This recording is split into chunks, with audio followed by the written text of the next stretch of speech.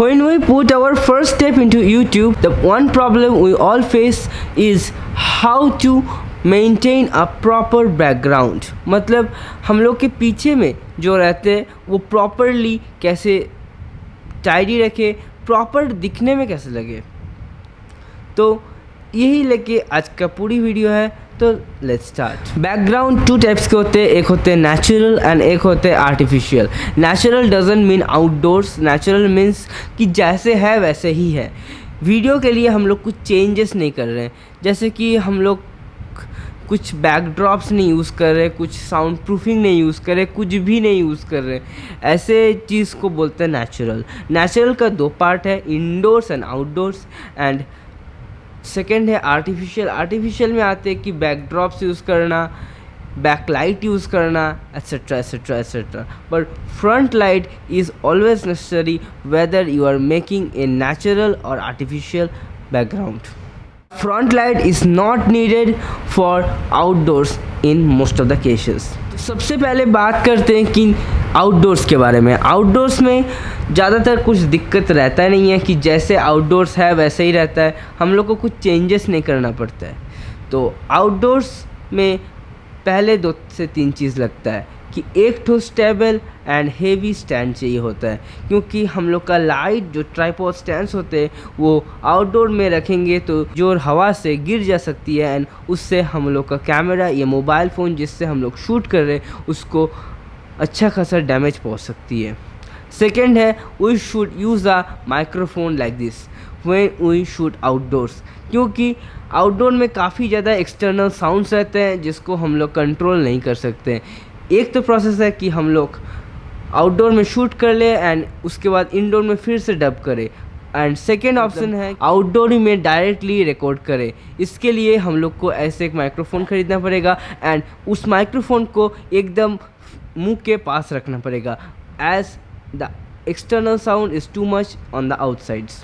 Next point पे आते हैं नेचुरल इंडोर्स. मतलब वीडियो के लिए कुछ बैकड्रॉप्स नहीं यूज़ कर रहे हैं, कुछ ग्रीन स्क्रीन, कुछ ब्लैक स्क्रीन, कुछ ब्लू स्क्रीन, कुछ ऑरेंज स्क्रीन, कोई कलरफुल स्क्रीन नहीं यूज़ कर रहे, कुछ बैकलाइट्स नहीं यूज़ कर रहे.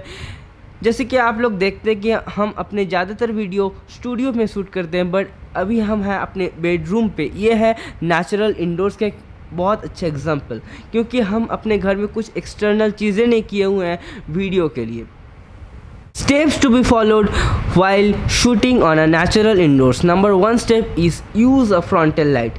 Backlight use चाहे करो या ना करो, बट frontal light यूज़ करना बहुत ही ज़्यादा ज़रूरी है whenever you are shooting in indoors.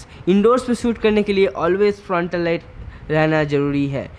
It's not just the light that's in the room, but also एक तो स्टूडियो की लाइट या कुछ भी फ्रंटल लाइट यूज़ करना बहुत ही ज़्यादा ज़रूरी है. I am not using a frontal की light at this moment cause my frontal की light is in my studio which is under construction at this moment, but use करना बहुत ही ज़रूरी होता है. Number 2 point is use the depths and dimensions of the room. मतलब हम लोग को वॉल पे शट के वीडियो नहीं बनाना है एंड जिस साइड वॉल है उसका ठीक ऑपोजिट साइड का वॉल में सट के वीडियो बनाना है, क्योंकि that will make the room look spacious and that will give a cinematic look if you are using a camera. And it will not work too much for phone, but phone में भी ऐसे काम करता है, phone में भी थोड़ा बहुत blur हो जाता है and it will give a cinematic look if you try to give depths and dimensions to that room. मतलब वॉल में शट के वीडियो नहीं बनाना है, वॉल से जितना पाओ दूर जाके वीडियो बनाना है and that will make the room look spacious and that will give us cinematic look. Number 3, if your natural indoors is not soundproof, use a microphone. Microphone use करना हर time ज़रूरी है even if it's soundproof, पर अगर soundproof है तो उतना ज़्यादा ज़रूरी नहीं होता है माइक्रोफोन यूज़ करना, क्योंकि उतना ज़्यादा नॉइज़ नहीं आता है स्टूडियोज़ में. And I maximum time don't use a microphone while recording a video in my studio. The next and the last point on the list includes the artificial background. The artificial background includes studios, includes backdrops, includes backlights, putting nice and cool things on the background like vase, like piano, like any gifts or medals that you have got, or even simple books may work out. I will make a brand new video on this topic, but Some tips on this topic are: number 1 point, use backdrops and it make you look a bit more professional than the home YouTubers. Number 2, using backlights. Using backlights help you to get a bit more proficient look and make the audience look at you rather than to the background.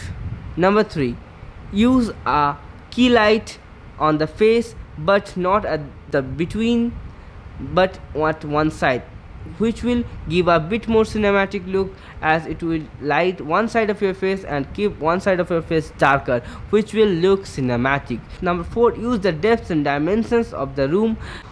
Do not stick to the wall and keep the dimensions of the room perfect.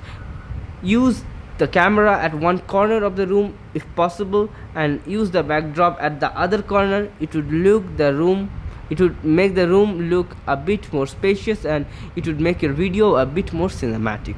So that's it for today, guys.